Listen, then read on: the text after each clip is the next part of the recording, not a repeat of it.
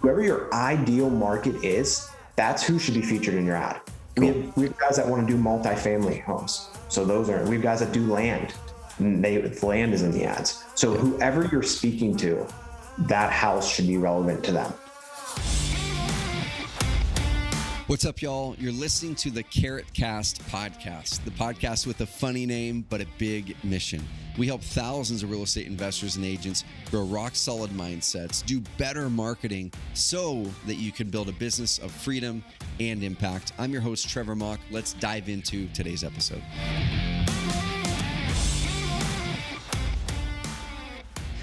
What's up, y'all? Welcome back to video number 2 of our Facebook Ads for Motivated Sellers series here at Carrot. If you missed the first episode, click the link below, go to our YouTube channel, and just go to YouTube and look for Carrot or Investor Carrot, and you're going to be able to find us. And this is relative, or this is not relative. This is perfect for agents and investors. If you're looking for motivated house sellers, that's exactly what we're going to be teaching on how to find motivated house sellers through Facebook. I've got Chad Keller on here from Motivated Leads. We introduced him in the first episode. Go back to the first episode and dive deep to learn exactly who he is. We're just going to dive into the meat here, but I'm going to recap the 5 things we're going to talk about in this. I'm going to turn over to Chad. So the name of this video here is what makes an effective Facebook ad. We're going to talk copy, we're going to talk creative, and how to make sure that they convert well. First, we're going to talk about what types of ads should you be launching first, and that's retargeting ads. So we're going to talk about retargeting ads, what you can do there. Number 2, we're going to talk ad copy, your hooks and your headlines. Number 3, we're going to talk ad creative. That's what types of creative, that's your picture, your videos, things like that to use and when. We're going to talk good and bad examples of your Facebook ads in creative. And then number 5, we're going to talk how to hack your competition. Where can you go find the best ads your competitors are running, emulate them, and run them for yourself? So I'm going to turn it over to you, Chad. And dude, let's dive on. So the first thing people are going to want to focus on is retargeting ads. So let's talk about retargeting ads. What should they look like, and how do people do it? Yeah, so from a retargeting standpoint, you got to think about your funnel. Again, segmenting those audiences, getting them to trust you more is the main goal of retargeting. They've been to your website. They know who you are. They've heard about you. They've clicked on something of yours. They know who your brand is. How can you push them back there? And it's really building that trust with them. Have a lot of success if you're a team or just an individual realtor or investor, showing yourself off at times. If you're comfortable getting on a video and just talking there, like, hey, I'm here to help you out, especially in local areas, and they can really relate with you on a personal level, that's a game changer. You just broke like a barrier of trust by opening up to them. Some people aren't comfortable with that, which is fine. If you have a team photo and put your logo and something like that on it, just so that they have a face behind it, that's great from retargeting. And then testimonials. If you have a seller that you bought a house from, testimonials of that seller, just you talking with them or them doing like a 30-second testimonial is always a great one. And then after you kind of layer them through all of this, hitting them straight back with that direct response creative. Yeah. Like again, saying, hey, we're here to buy your house for cash. I'd love to help you get out of a property you no longer want. Going back at them pretty hard after they trust you and they know who you are. Dude, right now in this market that we're in as of the time we're recording this too, it's a hot seller's market, inventory's low, and we're still not out of all the COVID stuff. Now, if you're listening to this years down the road, it's still going to apply. But in our data right now, when COVID hit and the shutdown started to happen about a year ago, traffic to websites went down by about 20% overnight. But then it came back about 3 weeks later, and it got even stronger. Now, what happened, though, was conversion rates in our data took about a 25% dip, and it really didn't come back much. It came back a little bit, but it's not at its pre-COVID stage yet. And why am I saying that right now with retargeting? Because there's still a good hunk of the market who want to sell, but they're just nervous about it because we're still in the pandemic. Not everyone's vaccinated as of the time that we're doing this, or whatever the reason is. And so there's still a portion of the nation who want to sell, but aren't ready to do it yet for one reason or another. They're not making the phone call. They're not submitting the form yet. And so if you have demand, but people aren't ready to take the action, that's exactly when retargeting steps in. building that trust, and eliminating those roadblocks and objections. So when they are ready to take action, sell that house in a month or 3 months or 6 months or 12 months, your brand has been in front of them, building trust, building credibility. And a lot of investors are seeing, and agents who are seeing their conversion rates go down, and they're like, I'm going to kill my ad budget. No, keep it strong, because those people, when they do come back, it's going to pop big time. Big time. Big hack there is that a lot of people will exclude their leads that filled out a form from the retargeting. Never do that. Include them in there, especially if they didn't close. We had a deal close in January from a lead that came in September, and they resubmitted in January. And if we weren't retargeting those leads, they probably would have forgot about us or went with competition. Yep. Dude, so let's talk budget a little bit here. We're going to talk a lot budget in video 3 with our next expert, Kylie Newbold with Silver Street. But with budget here, what should people expect as far as ad budget for retargeting? I mean, are we talking, $50 a month, 50,000 a month? I know it's between there, but what are we talking people should kind of lay out? So it should be about 10% of your cold budget. So if you're spending $100 on cold, $10 retargeting is typically enough to come back at them. But you also got to look at your clicks and your audience size, but typically rule of thumb, 10%. Cool. And if you guys are doing inbound evergreen marketing on the SEO side of things, and you guys are getting that inbound traffic, this is going to make it even more powerful, which is going to be awesome, guys. So that's the end of the yang. So I'm going to recap the retargeting part. What Chad had mentioned was when someone lands on the website or especially opts in, serve them back testimonials, number one. Number two, serve them back. It could be content that eliminates their objections. Number three, I think this is your number 4. Can't remember number 3, but number 3 was the direct ask. I call it the direct ask ad. It's like, do you still need to buy your house? There's one I'm missing in there, dude. Testimonial. Getting personal, getting your team out there, just being personal in that ad. Yep. I love it. I love it. So number 2 in this, what makes an effective Facebook ad? We're going to talk ad copy now.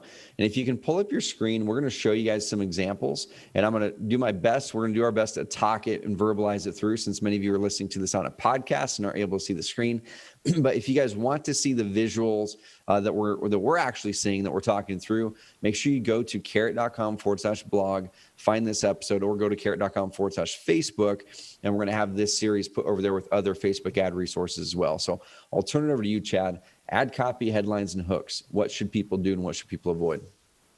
Yeah. So what should people do? One, if you're in a local area, we work with a lot of people that can serve multiple areas, but we just do Pittsburgh. So we always like to be local, call out Pittsburgh in our ads, as you can see in the headline, in the ad text here. What are some obstacles that people encounter when selling their houses? It's like, hey, you can get quick cash offers with us, where if you go list on the market, it might be a bidding war. It might be a long time till you close. So again, quick closings. So we always call that out. And then again, just reinforcing that Pittsburgh.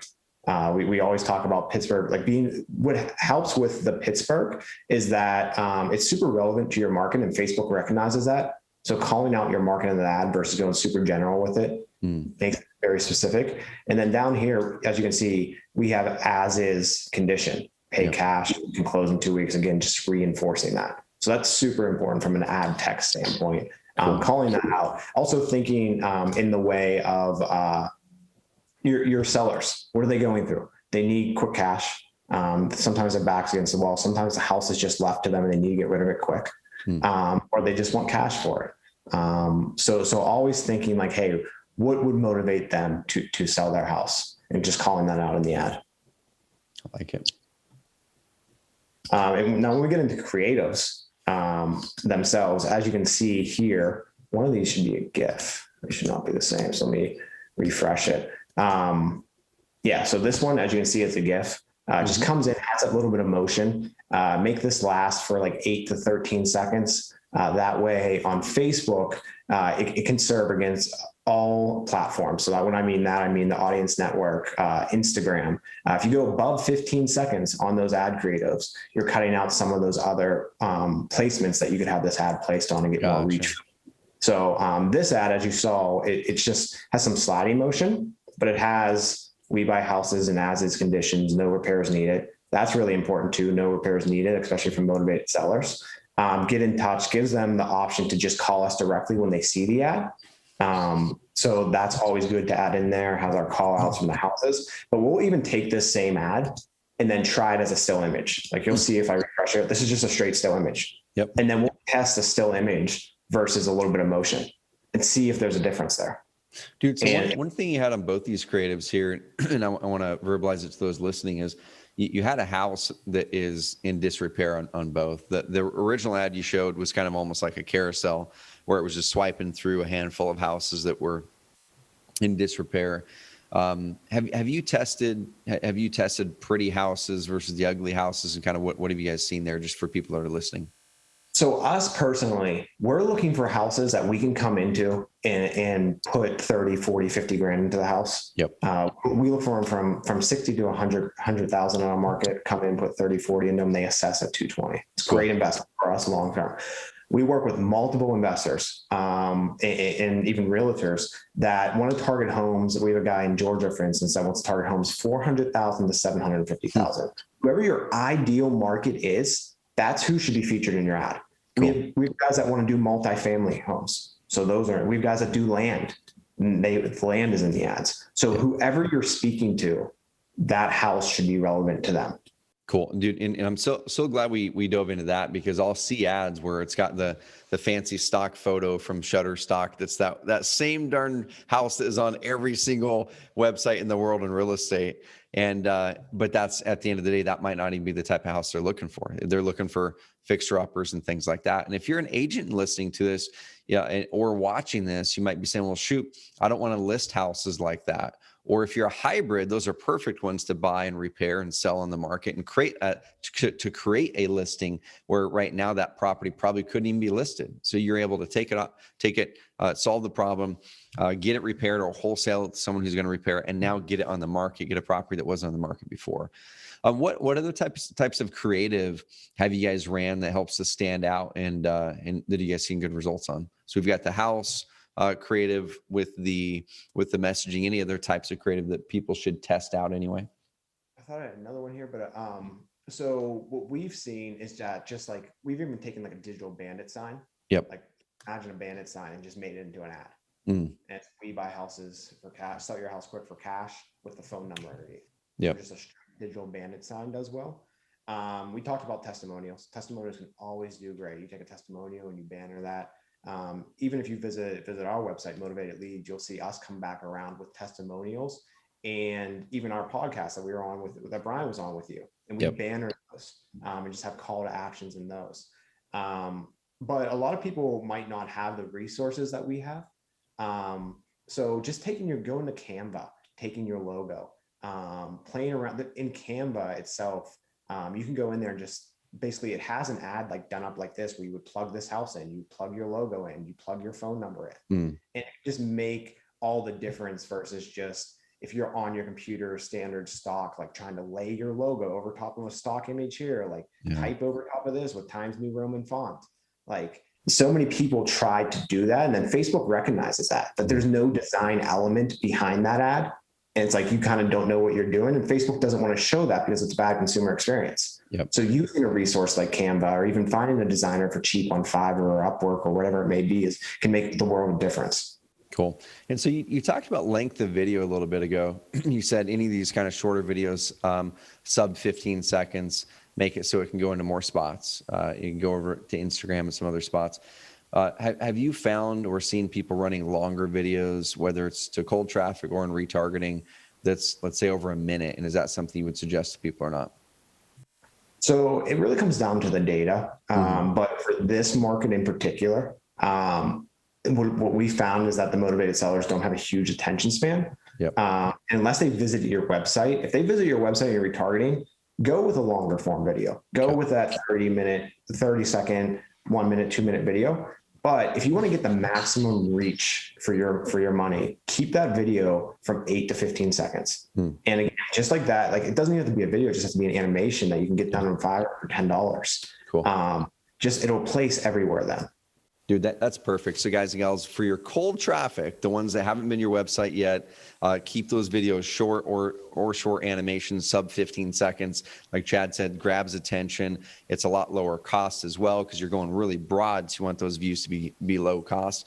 But then once they do go over to your website and or become a lead, that's where you bring the longer form content in or test that longer form content in the form of testimonials like Chad had mentioned, or the form of literally taking out your cell phone and saying, hey, this is Trevor with ABC Home Buyers. I noticed you were on our website, and here's the way that we work, and here's the blah, blah, blah. Like building that trust and credibility with them. Use that on your retargeting, not on the front end. That's a really, really good tip. Dude, so what do you see when you guys take over people's Facebook ad campaigns? I'm sure you see lots of bad examples of creative. What are those types of things that you would suggest people don't do, or that are just really bad creative that aren't going to get a great result? So as I spoke to, going in and like laying your logo over stock images and typing over stock images, you want some type of design to it, some design element for that user experience. Bad creative, sizing is super important within Facebook. You can put out Facebook a year or two ago used to have videos that were like 1280 by 620. I think they were 1280 by 620. They were more of a horizontal type video. Yep. And then nowadays it's changed to a 1-to-1 ratio where it's more of a square or even a vertical video. And the difference there is, yeah, you can push out those old horizontal style, but when somebody's scrolling on their iPhone, you're going to see other ads with your ad.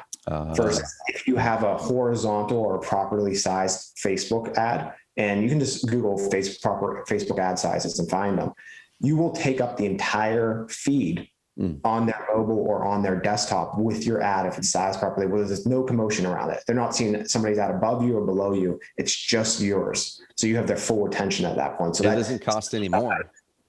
Yeah. It doesn't cost any more. It's literally just giving them the right size picture so they see more of it on the screen. That's cool. Correct. And Facebook has made that easy too. When you upload a video, when you upload an image, it says, do you want to crop this or enhance it? You just click yes. And then it allows you to crop it and size it in different ways. Okay. So you always want to make sure you're doing that. Dude, I love it. So one thing I learned as a marketer early on is I always have a swipe file. So in my office right now, if you guys are watching the video, I'm pointing over here. I've got this big old shelf over here, and it's got all my offline marketing swipe file I'd built up over the years. And so whenever I need to go do good marketing, I'll go to my swipe file. Or if I'm looking to write good emails, I go to my email swipe file. I save any email that's awesome. Facebook ads and Instagram ads, I've got swipe files on there. And so what I want to suggest you guys to do, then I'm going to toss over to Chad for this last part, is anytime you guys see a really good ad on Facebook or Instagram, there's a little thing that you can click up in the upper right of that ad. And I'm just going to show the picture here. Upper right, tap that and it says save video. Then you can categorize them. I save them into great ads or your carrot testimonials or whatever it is. And that's going to help inspire you when you go out there to make your next ads. But Chad, what can people do to hack their competition to start to kind of create that swipe file as well on Facebook? Yeah. So I didn't say this, but you should go anytime you see a competitor's ad or somebody in your area, click it, go to their website and click around. Then you're going to get hit with all their retargeting ads. So you're going to constantly see what ads they're running. If they're running a lot of ads, it must be working for them. So that's one thing to always keep in mind, but also the Facebook ads library. Now with all the data sharing and everything, they have to be public about everything. So if you know local companies or companies that are running ads, you can just go in there and type in, even us, type in 412 houses. You can see all the ads that we ran in the past. Just go on there and swipe through them all. There's hundreds of different ones. It's so powerful too, because on there, when you do it, and we'll put a link to something that shows you guys how to do that. It's really simple though. You literally go to their business page. Over on the side, I think it says page transparency or something, and then you'll click the thing that says see more, and then click the thing that says ad library. Then it's going to show it all to you. And the cool thing is it shows you which ones are still active. I think I could be wrong on that one, but I know it shows you when it was launched. And so if there's ads that were launched a long time ago and they're still active, like Chad said, it's probably a really good indication that it's still working, because someone would be crazy to pay for an ad that they launched January 20th of last year for a whole year if it's not working.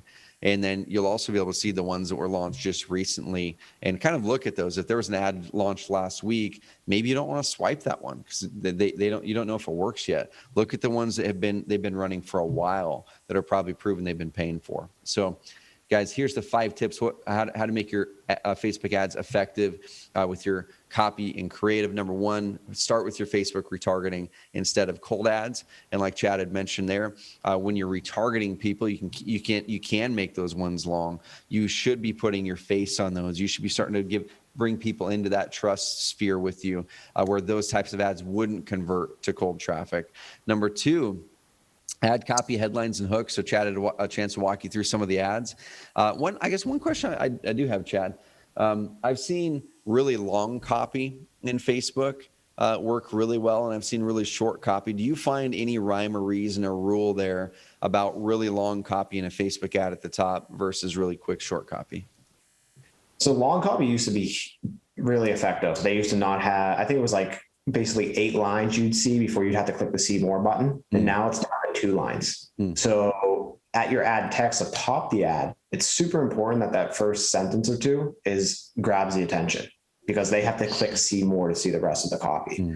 Long form copy can work, especially from a retargeting instance, or if you want something more educational, if you're a different type of realtor, different type of investor. Definitely can go long form on retargeting, but always nowadays they say short form on cold audiences. Again, just grabbing their attention, getting your point across quick, and getting that click.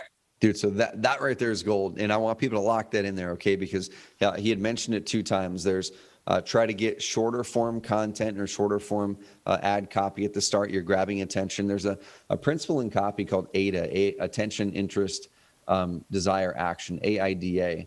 And with ads, it works really well as well. It works with emails, ads, direct mail, any kind of message you're trying to put out. And so what Chad's talking about there is you grab their attention quickly with something that's powerful. You don't need a lot of copy or a lot of video there. Grab attention, and then make that first line or 2 really compelling. That helps to drive interest, so attention, interest.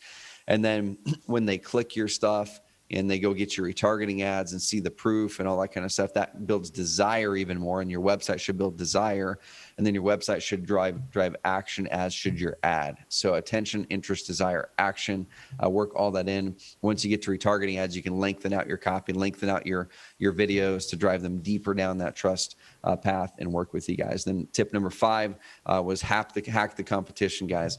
Build up that swipe file. Amazing marketers usually don't go it alone. All the ideas don't just pop out of amazing marketers' brains. Get your inspiration from other marketing that works on you. And that's the thing that I do. Any ad that I stop on, I'm like, damn, that was a really good ad. Why did I stop on it?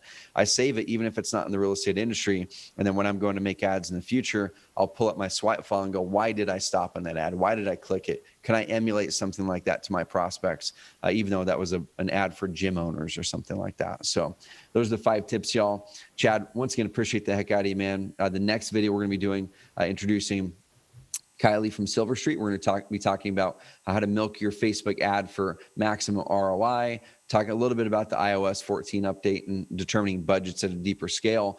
But man, it's been really cool following you guys on your growth. And I know you work with a lot of our clients, and people can find Chad and his business partner, Brian, at motivated-leads.com. I don't make any money by saying that. They just do amazing work for our clients. Motivated-leads.com. Chad, any parting words for people looking to do Facebook ads for motivated sellers, whether they're investors or agents?